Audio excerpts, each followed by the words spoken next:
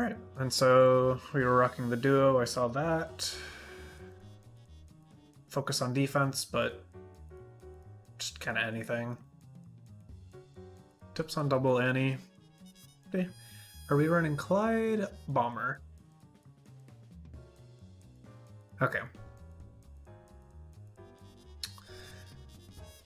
I will preface this with I think most of my experience dealing with Annie double is Annie Clyde. But I'll probably be able to figure out something. Oh no.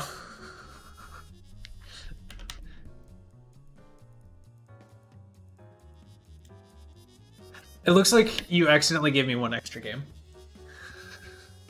So ignore the NZ game and just go for the Philia Bros. Understood. No worries.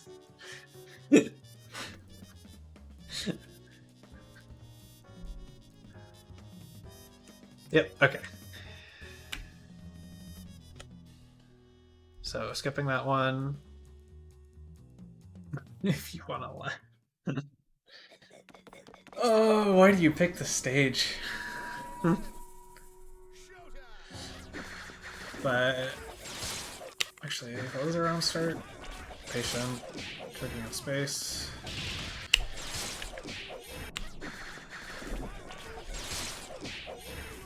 Okay, that was just a missed crescent initially. Crescent, follow behind it.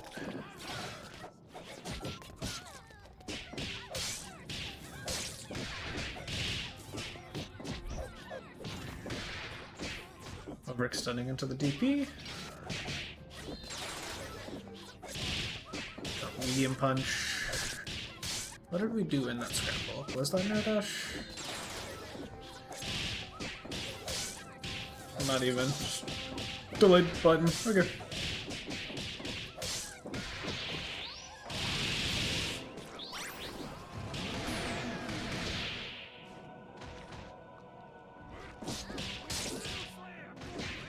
Reasonable incoming.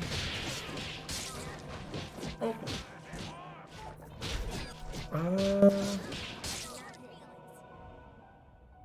So if we auto pellet into this with 1 meter, Clyde probably breaks on both, so you're fine. Luger also probably breaks, so you just choose the safe option, reset.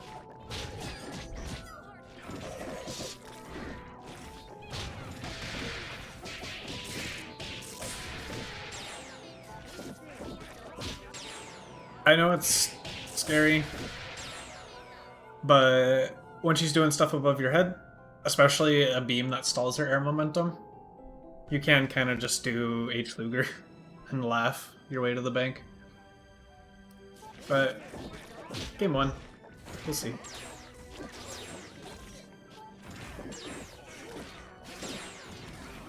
How are we dealing with this? So, yep. I don't know why they spent all that far. A little weird. But going back to this situation, especially when you're in the life lead, you're not in a rush to be getting in. So Double's a big body. It's a little bit awkward for her to deal with some of Robo's things. The upsides. She has a pretty fast projectile that comes out that can like trade with beams if you're timing it at certain points, or if you know they're gonna go for TK M beam, or not necessarily TK, but they're gonna go for like an M beam that's gonna whiff you, and then that gives you time to sit under it and shoot. You also just have one of the best dashes in the game, and by far the best step dash in the game. You have Parasol's forward dash, so dash blocking covers a lot of space.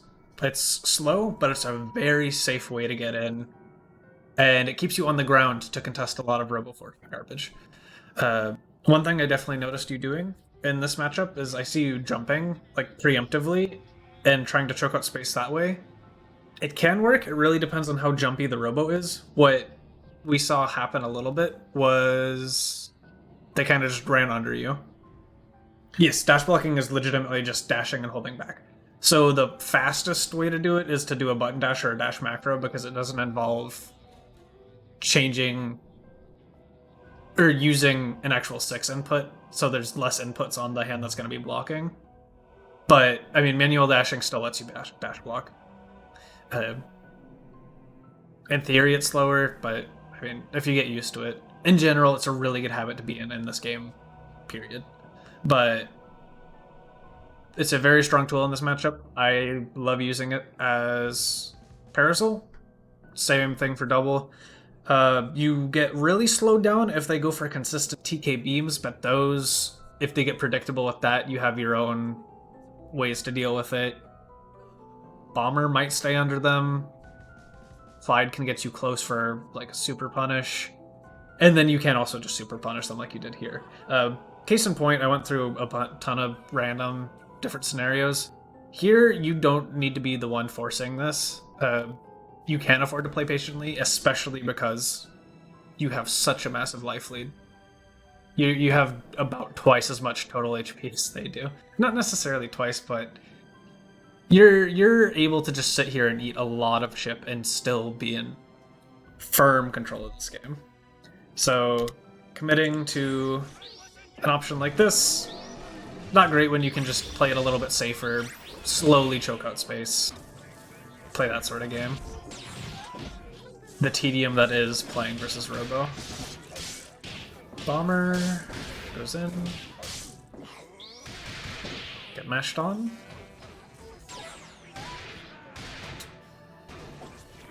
Double raw tag.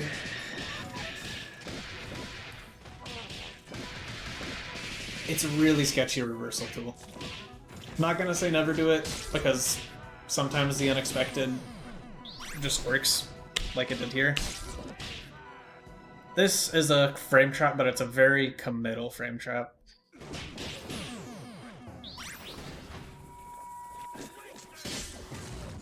But I'll yell at you if I see you do it for at least like what I would think of as too much.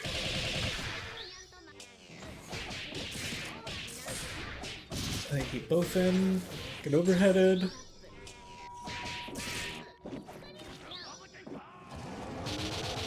Beam, chip out. Fair enough. Greetings, Ruby.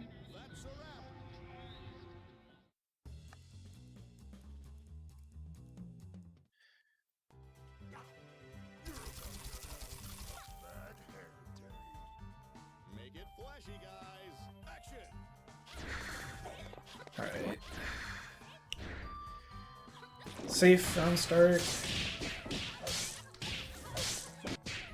I think we might have talked about this before. It might have been during Get Great. This is an easy habit to fall into with a lot of air dashers, and I noticed this a lot with Annie because she has some pretty good buttons for doing this. But hanging out in the air and then doing air dash, you like to do a lot of jump medium punch. Jump heavy punch also tends to be used a lot in this scenario for Annie players. But so you just up backed 3 times, 1 time you air dashed, or 2 times you air dashed, including this one. The previous time you didn't.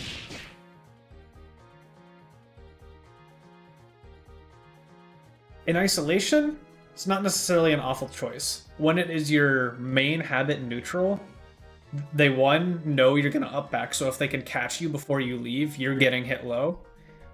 2, it gives them a ton of space and time to react. So air dash is a really committed movement option. There's no way to block during it. The only way to cancel out of it is to press a button, which then commits you to whatever button you press. Fanny jump light kick is not a bad idea to whiff if you think you're going to get contested and you want to try and recover early, but it's sketchy.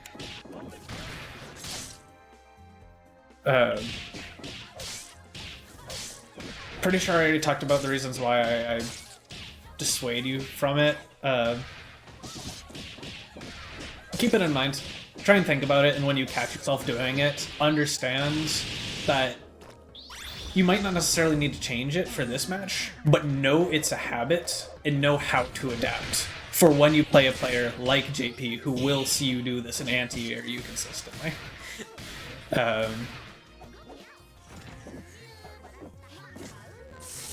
Because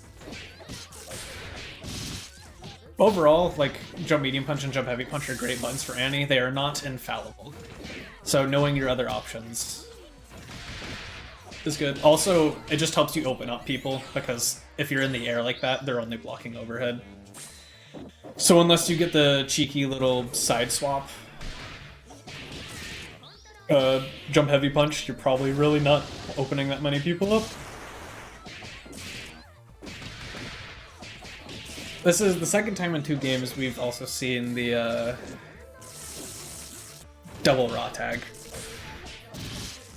It can get you out of situations, but it is really slow, pretty easy to react to, and one of the easiest raw tags to punish in the game. So just weigh the risk-reward of doing it. Yeah, I can understand wanting Annie out, but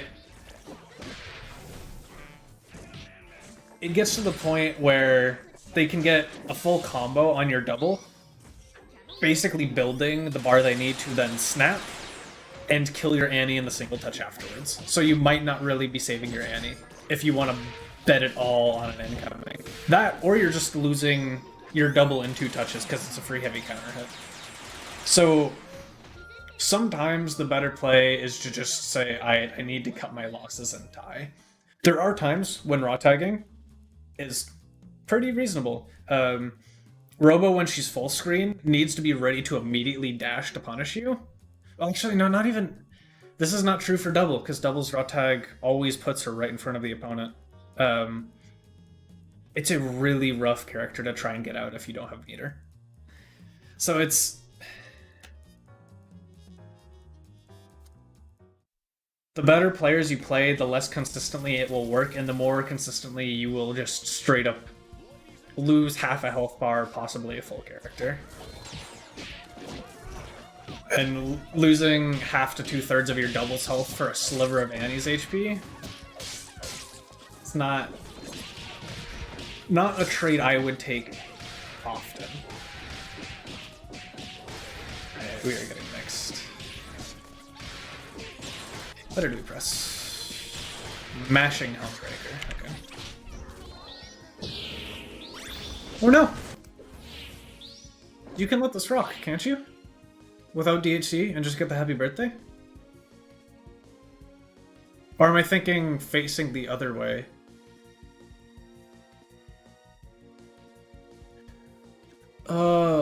Why can't I remember?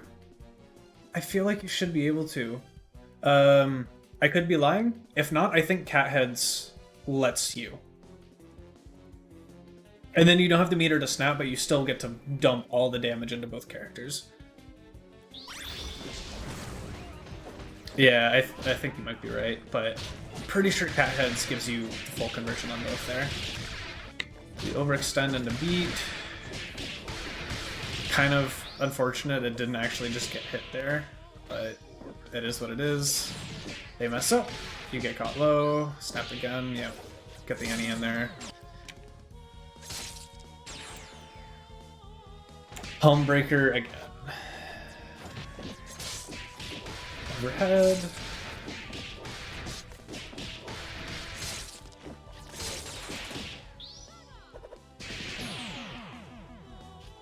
Alright.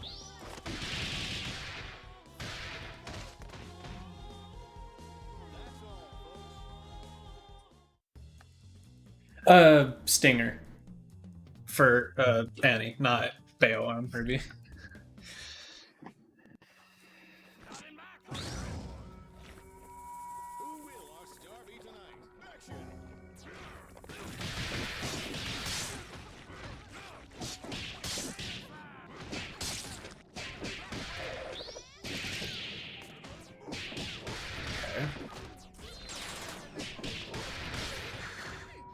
What happened? What actually happened? Okay.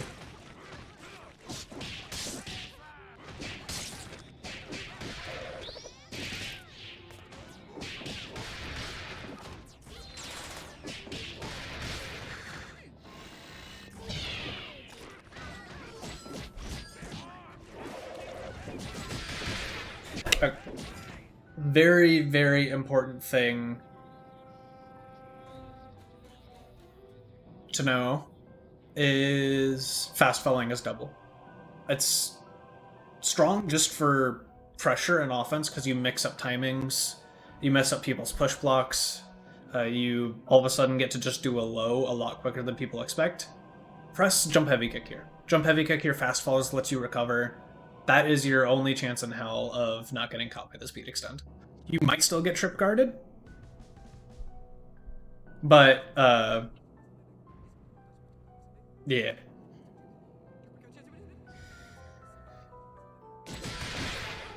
So that is very strange. You got really lucky.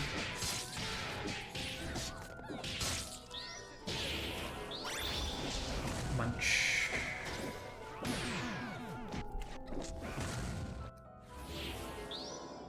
I think gun is the safe option here.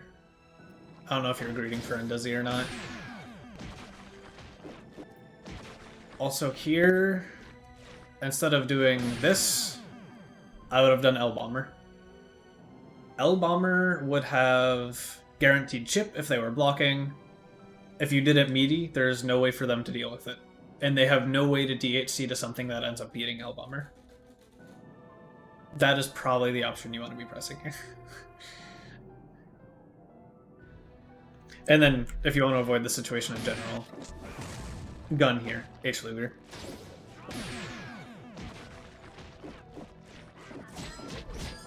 I mean, this isn't even neutral. This is technically Oki, whatever you want to call it.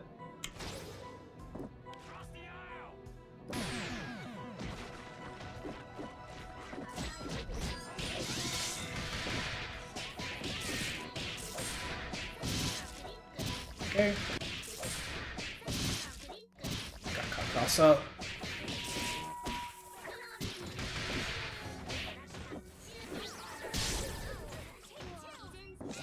Okay. Oh, that's a punish. There is nothing they can do here after you've blocked this. If you're afraid about the assist, one, it can't be called, but even if you are, just throw punish here. It gimps your scaling a little bit, but it will beat out beat extend. Otherwise, I mean, just press a button of your choice. I forget exactly how minus this is. I can just go look it up right now. There's no way for them to cancel into a super and save themselves. I don't think Magnet comes out fast enough if you just press a light. How minus is L danger? Minus 20. Yep.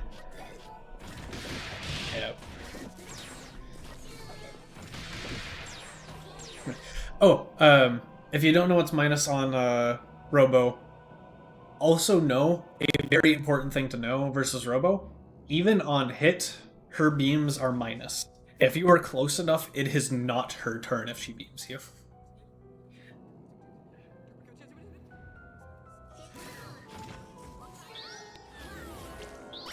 Okay, full sending it. Every beam is minus. Some of her normals might have reasonable frame data, but I think she more relies on spacing than anything.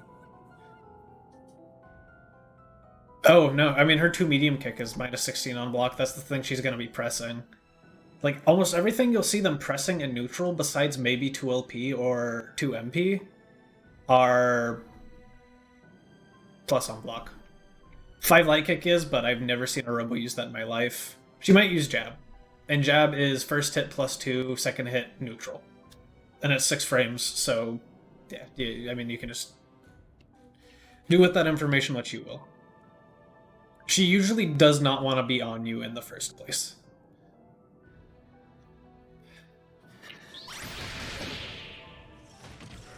And we're... Well, it just looks like... I don't know if uncomfortable in Robo matchups, or we're just not willing to play the tedium patient game to get in, because every time it seems to be Robo neutral mid-screen. We're committing to our arm. SSJ wins. Yeah. And this is not to say that Robo, or especially Annie, like Double or Annie have fun matchups into Robo. They're Double's alright. Annie might be one of the worst ones until at least you get 2 bar. But just choking off space and trying to force them into a corner where they have to make that coin flip is pretty good. It's how a lot of players tend to try and fight, especially Robo, but both zoners. Okay.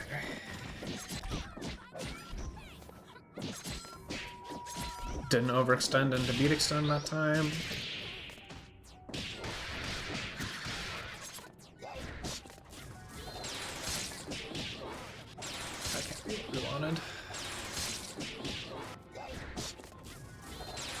No, it was. Okay.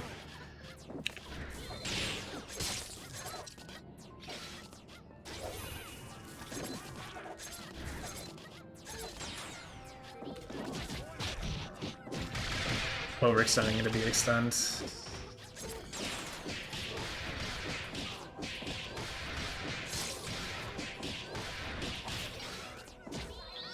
Also, when you are full setting it, doing this.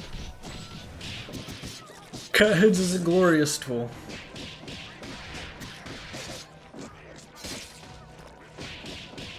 Up down pressing on the way down. Unfortunate. Didn't get our 2 HP. Or whatever we wanted there, if we wanted heavy kick. Block, good push block. Wrong direction, punish, yep.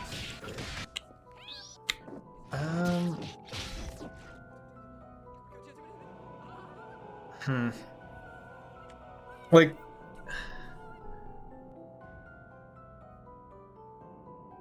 trying to think. When did you get the push block? You did that. This is me thinking defensively. I abused the hell out of Absolute Guard. So here, you don't really actually need to worry about Philia doing an instant follow-up, because if you block correctly, you get Absolute Guard for her next follow-up, and so she needs to delay whatever she does. If you don't know what Absolute Guard is, whichever way you are blocking, so if you're blocking like neutral or high blocking for clarity's sake, if you push block, for the entirety of your push block duration, you are counted as blocking high. You can then hold down back and be blocking low. And so you're blocking low, and then for the next 25 frames, as long as, or for the next 25 frames, when you push blocked as high and you're holding low, you are untouchable. You are in block stun, so throws won't get you. Highs and lows don't open you up. Usually they can't cross up in that time, and unless they time the cross up exactly as the push block window ends, I'm pretty sure you get auto protection because of how blocking in this game just works. It's a very, very, very strong defensive tool, and anytime you push block, it's a really good habit to get into. People mulled about my defense, but I feel like 50 to 75% of it is genuinely just abusing Absolute Guard. Funnily enough, there's actually is an indicator.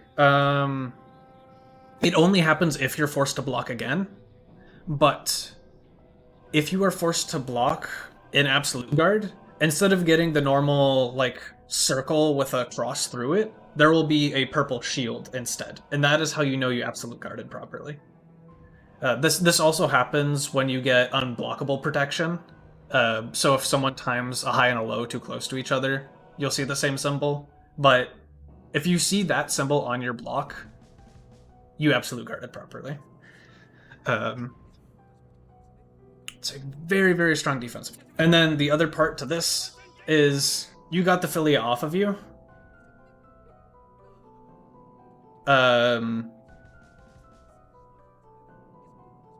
You don't really need to commit to this unless you're like full sure she's gonna just like send it. And if you're doing this, also do it from the side closer, do it from the corner, because this gives them more time to recover. Yeah, so I paused it on the frame of a normal block. If you absolute guard, this will be like a fully filled in purple shield instead of purple or magenta, whatever color you want to call it. Yeah, it's nothing big. It's just this is a different image. Yeah, and so IMO, I'd probably just say let the double die here, because you're spending an extra bar to get punished anyway. Unfortunately, they dropped the combo. This should be a punish. Is it not? Is it really not? Huh. I would have also pressed there. That's just awkward. Chipped out.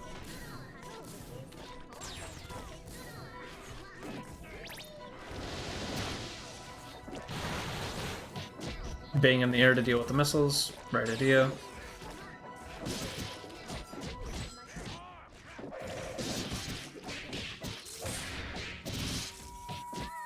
Yeah, that's what I was thinking too, Ruby. But I still just thought it would have recovered in time. Getting air thrown. One thing I noticed when playing you, I don't think I've noticed it as much in this set, so if you've adjusted it, take it with a grain of salt. I personally would argue you throw too much. You especially ground throw too much. You do it on Wake Up a lot, and it leaves you liable to really explode. Not to mention, the reward for throw in this game is less than just a normal strike hit because you are immediately scaled to 50%. So throw is something a lot of players won't tech, but an over-reliance on it will make you will require you to have more touches to kill a character and put yourself at more risk while doing it. So that's a short tidbit I'll say about throwing a little bit too much. You might air throw too much, but air throw is much more forgiving than ground throw, especially like Wake Up. Yeah, alpha counter beauty times. If you want to talk about like the right response, especially because they didn't have meter, well, even if they did have meter, they need 3 to deal with it. You can react to the alpha counter, and knowing your options when that happens is important. So there you could have reacted with Car. Obviously, you would have just gotten a chunk of damage and then returned to neutral, but you wouldn't have lost the game. So, and it's hard. It's hard to react to alpha counters, especially if you're not used to seeing them very often.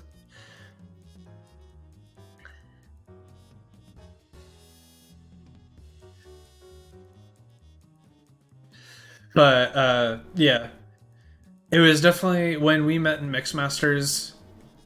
By game 3, I was going on Wake Up, I'm gonna up forward and press a button because I was that certain your double was gonna throw me on Wake Up. It looks better here. I don't know if that's matchup specific things, but just a small little tidbit to throw in there.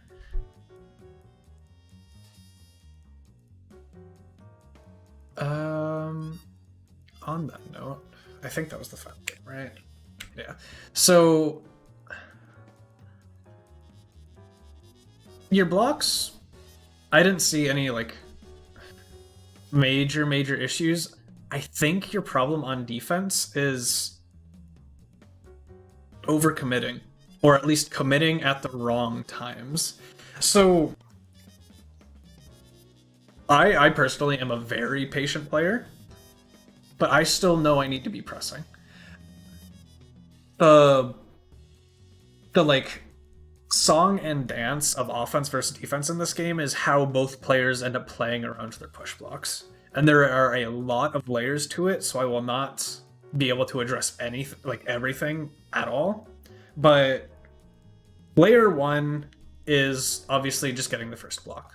Layer 2 is what are you opting to push block. So I am a bit more predictive. I also just end up having relatively good reflexes, and so I typically push block the first or second hit. Some players like to be a lot more patient and will try and push block the second to fourth hit, but you want to be push blocking relatively early to, one, just limit the amount of opportunities to open you up, because the closer they are, and depending on the character, the more overheads and lows they can swap through in their block strings. Two, if they're using multi-hit assists or multi-hits to stay in, you threaten a PBGC window. And that forces them to either respect it, or you murder them for overextending. And so they need to tailor their assist calls accordingly, so on and so forth. And so then layer 3 is how they react to what you push blocked. And so, especially with good assist usage, oftentimes mid-screen you'll be forced to hold 2 layers most of the time, but it's like 2 layers asterisk, where you know once you've push blocks them out to a certain distance, they only have a couple of options that actually reach you in time.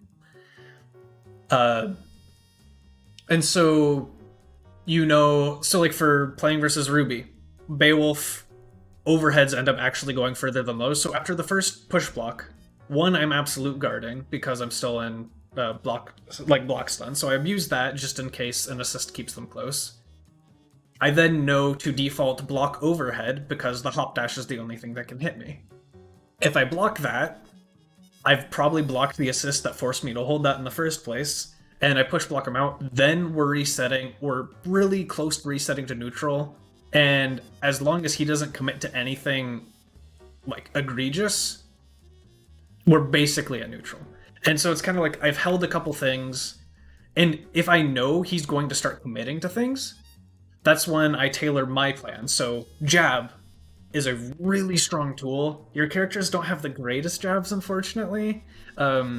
So they have a little bit more niche scenarios, but long-reaching buttons, so double 2 HP, Annie 5, I think it's 5 medium punch? Whichever one she reaches out further that's not actually the stagger is a really good tool.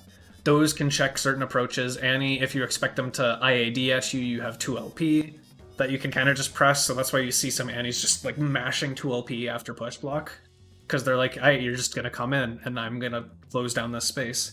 And so like the defense I advocate for is a bit more patient and then react to how your opponent's following up.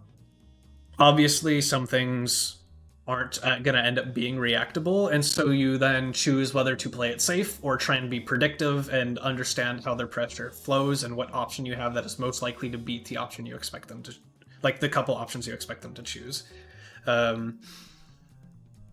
What I saw on your defense was you would get the first push block and you wouldn't want to hold the second layer of the approach. And so you were quite often pressing. In the air, you were mashing Helmbreaker. And this will catch people with bad pressure. And it will catch some good players. The problem with it catching a good player is they will immediately note what you just did and look for it again. And if they notice it's a habit, these are very abusable habits that also lead to some of the the highest damage in the game. So committing to Rotag, committing to Helmbreaker, committing to double car, all of these end up leading to burst baits, counter hits, the whole shebang, and your characters just explode. So when it comes to defense,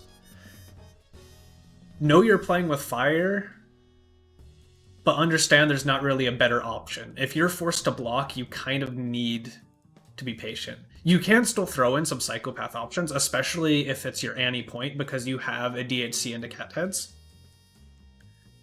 But overall, committing less, I think, will help you out a lot. And then it also allows you to then experiment with the other parts of defense. So instead of committing to the Hail Mary option, you find yourself in a scenario you're not 100% comfortable with, but this is part of learning defense in this game, and you go, okay, I think I might be able to press 2LP here. And then it's like, you press 2LP, it catches the Philia air dashing in at you. You're like, okay, noted. I can start doing this a little bit more. I can start fishing for this.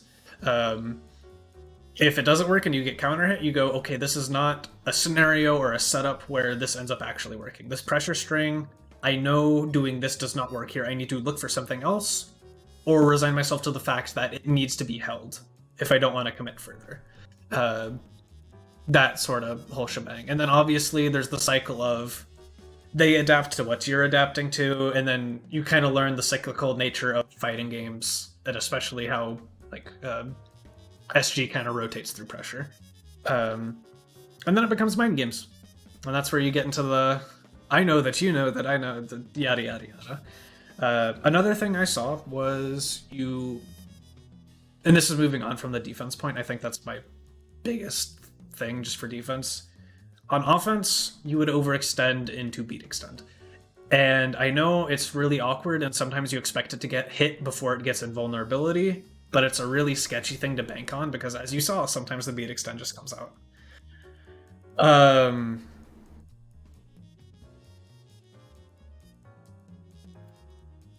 The way to deal with down back plus assist is throw the character. And that's something we saw a lot, and you could have definitely done like low and then tick into throw, and that would have worked a lot of times because they called band like right as you were running up to actually press a button.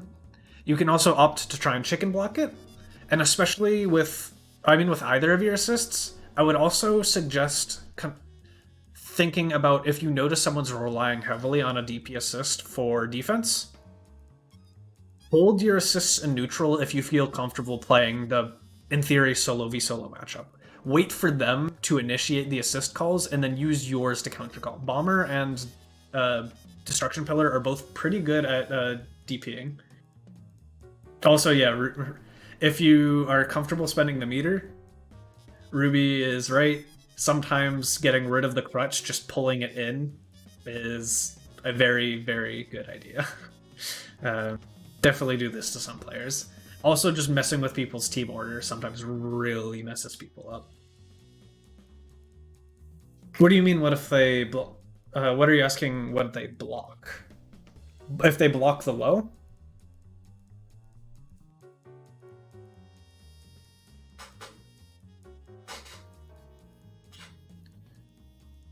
Yes, just like you get the hit, you do a little bit of corner carry. Because it's much more beneficial for you to snap a character if you force them to deal with a corner incoming. But to each their own, you can also just snap them in, do H Crescent, and run after it and force them to hold that for incoming. Let's see. No, not snapping as they call it, just getting the hit in neutral and saying, I want this character in because you are relying on them too much. Yeah, that is definitely a game plan you can opt for. Hey, Xion.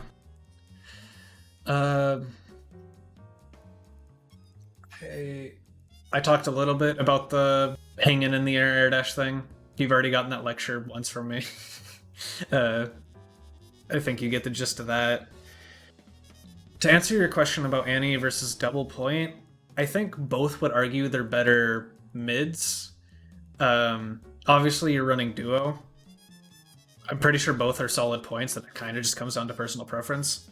Anchor Double isn't awful. Obviously, with Anchor Annie, you always end up having the star power if you want to commit to that, but both are pretty solid. I honestly like... Well, it probably depends from matchup to matchup. With how aggressively you mash, I like having double in the back because of how strong of a tool Cat Heads is. English is hard. That is my personal take. Again, a lot of this is very subjective and up to just how you feel like you want to play the game.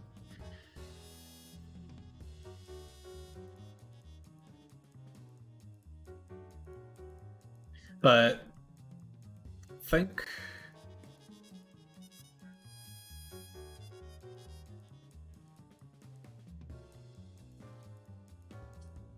think that's about it. Was there anything specific?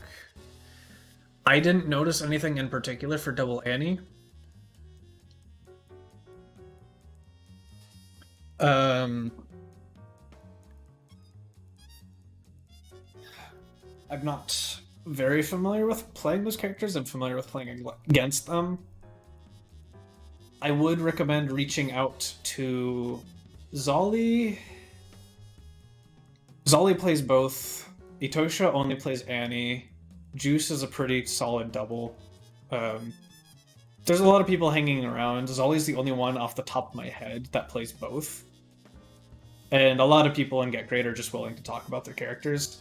So if you have specific questions about like certain scenarios, it also helps if you have like a clip of like the specific scenario because of how niche everything is on this game. They'll gladly talk you through things. Yeah. Oh yeah, Tyrone kind of has an Annie. Softy also kind of has an Annie, knows double really well. There's a lot of really good double resources, and then a lot of good Annie resources, and Zolly is the only one I think I'd recommend for both. But yeah. I'm pretty sure that's all for me, unless you have any further questions right now. And yeah.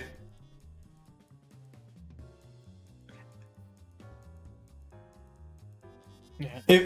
If you feel like you're struggling, the best thing to do is to not reach out and ask a really vague question. Like, you can't just pull up and say, how to Annie? But either think about your games retrospectively, try and understand what you struggle with, or do a VoD review of your own, and then figure out what the problem scenarios were and ask them, as an Annie player, how do you deal with like Annie robo matchup mid screen? What is your like even something like that where it's just like kind of what are your broad stroke game plan versus Annie, obviously, or versus robo. Obviously it changes with assists, but understanding what people are looking to do can help a lot.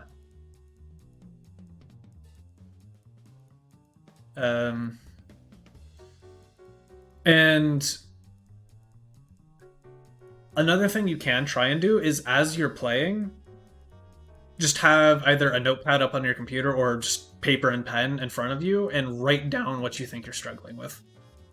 Try and interpret those into like a certain set of bullet points of things you need to work on or situations you don't understand, and then find questions to ask that help you work on like those bullet points.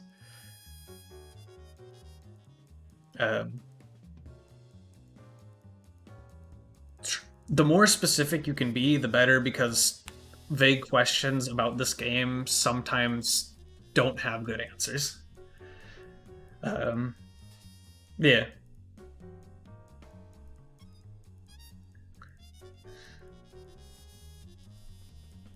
And I mean, most important thing, the SGC is just a really nice community. No one's gonna bite your head off for pinging them. They might say, I don't have time right now, but they more often than not would also like direct you towards someone else who can possibly help answer the question.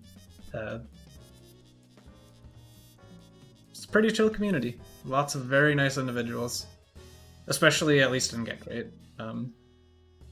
So yeah.